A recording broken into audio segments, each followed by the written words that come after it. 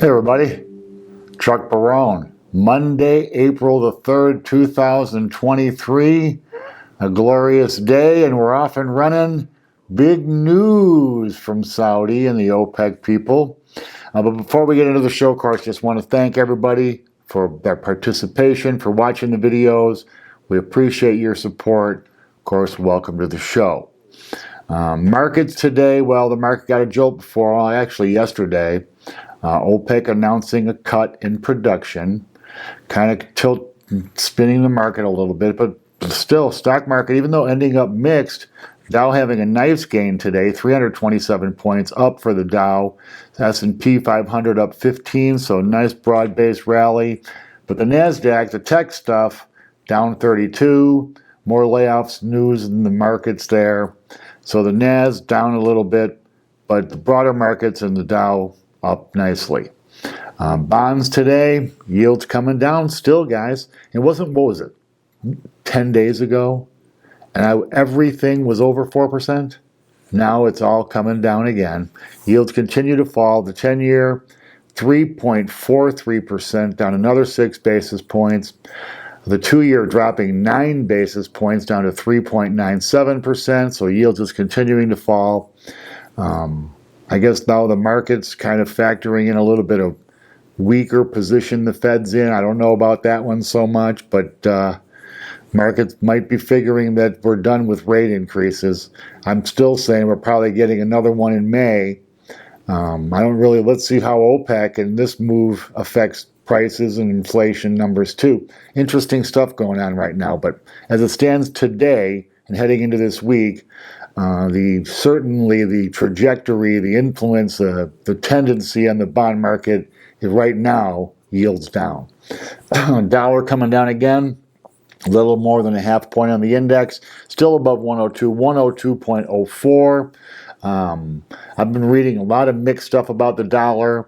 You know, there's this big news, of course, is it the death of the petrodollar? I really don't think that would be such a bad thing for America. A lot of people feel like it would be the end of the world. I don't know if that really would be so.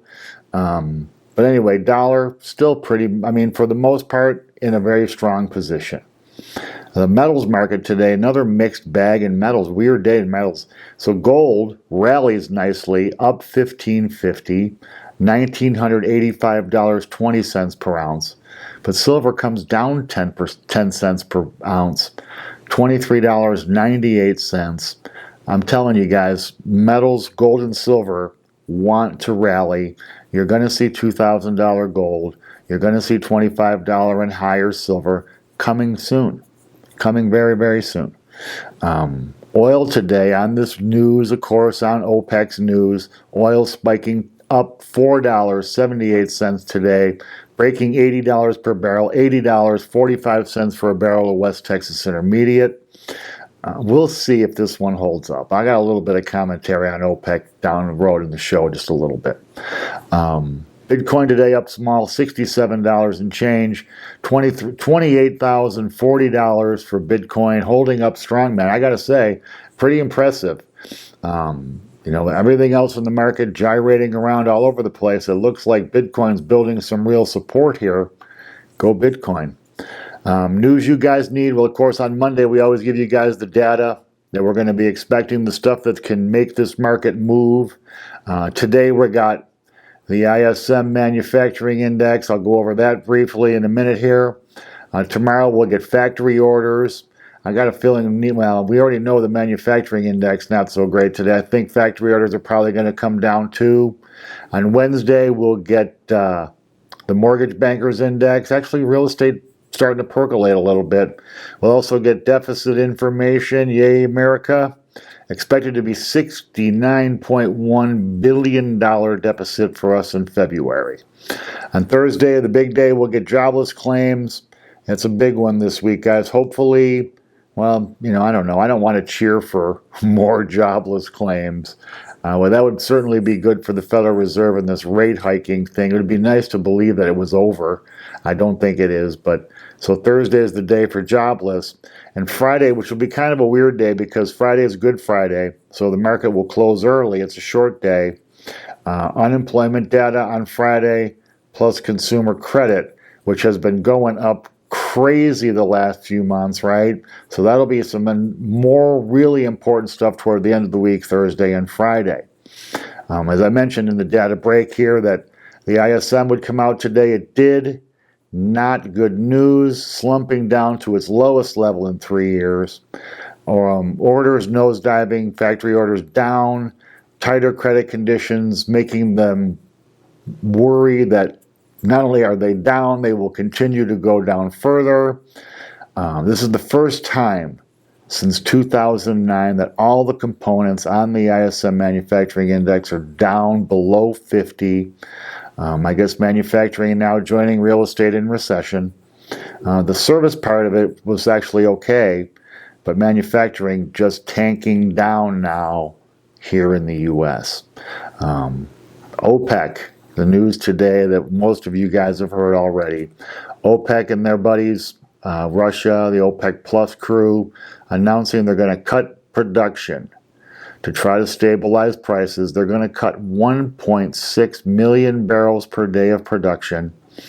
Guys, I think this is kind of really a big nothing burger here. We saw this playbook before. They cut production before. None of these guys ever stick to the production cuts. And the price spikes like it did today. And then pretty much they understand that, there's not going to be real shortages. Prices start to drift back down. I expect the same thing in this time around. A spike today, maybe for this week. There'll be a lot of news about this. They're going to have all kind of hysterics and craziness about it, especially the decoupling they're trying to do with the Saudi oil and the dollar. We'll see if that actually works. Go Saudi. You want to hold yuan and rubles and all that? Good for you guys. Do it. I think it would be good for the United States too, because it would give us a little bit of discipline, force us to play on the same field the rest of the world's playing on, and maybe could actually puncture this arrogant ass balloon we're in, where we really believe we're just so much better than everybody else, so much smarter, so much of whatever, in every way, shape, or form, better than the rest of the world. Not so. Maybe it was at one time, I don't know, after the war and something, but the world's now a different place, guys. And the United States going around just elbowing everybody out of the way to get to the front for the picture. Not a pretty picture on the world stage. So countries making moves, right? They know we have these geopolitical rivalries. Hedging their bets, smart. I would do the same thing if I'm Saudi. Why would you pick one side or the other when both sides are happy to have you on their team? That way you kind of can't lose, right? But Saudi, with all their fluff and all their crap and all their money and oil, and where are they really, guys? Where's the country, man? So this OPEC thing, like I've said, it's a lot of bluster. It's a great news thing for the media today to get out there with, and oh my God, another sky is falling, end of the world scenario. I seriously doubt it. But this does give some really tough lends a tougher situation to the Federal Reserve, giving them more food for thought, because, okay, so the Fed, they got a tough balancing act here, right? They have to try to beat this inflation back down. And they actually, credit where it's due. The numbers have been coming down pretty steadily. They've been doing we've been taking our medicine with these higher rates, the fastest rate hikes in 40 or 50 years, right? It's having the effect, not as fast as we all hope, but rates, nonetheless, inflation rates coming down as rates continue to rise. But not really. Now look at this bond market. Mortgage rates coming back down. They spiked up over 7, now 6.5-ish. So it's just all a big game being played. And it's like all these people know the rules of the game, and they understand how the pieces move, but we don't. Which means that we inevitably get to lose this game. But the Fed, tough job now. So you got the probable recession here on one hand, big layoffs being announced, McDonald's coming out today with more layoffs. And then you got, the persistent inflation on the other side, right? You got the Fed losing credibility like crazy in this fight. looking like just a bunch of dumbasses. First, it was their transitory crap, right? And then supply chains, and just, not looking like the top bankers in the world. We got Yellen out there not looking like the top banker in the world. Sorry, guys, it just is what it is. So we'll see how all this finishes up. It's going to be a fascinating week this week. We have not only the economic stuff going on, but we got geopolitical stuff happening all over interesting stuff happening all over the world. Looks like, we may really move toward more of a Cold War scenario than at least I was hoping for. It's going to be a weird deal, though, because when we were back in the day with Russia, we didn't have a lot of our manufacturing in Russia. So it's going to be quite a balancing act to see how all this pans out.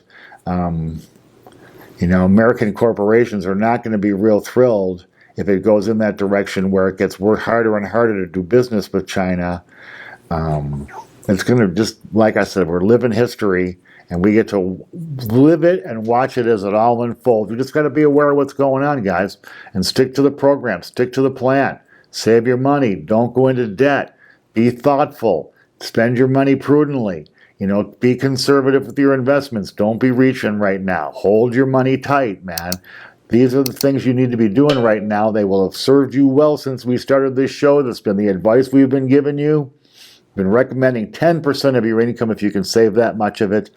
If you've done that, you've already been doing it close to a year now. So you've managed to save some real money. Hopefully that's the truth and the case with some of you guys out there watching the show. I know it has been for me. It's been a tough year to save money, but trying to hang on tight, guys. Anyway, that's it for today.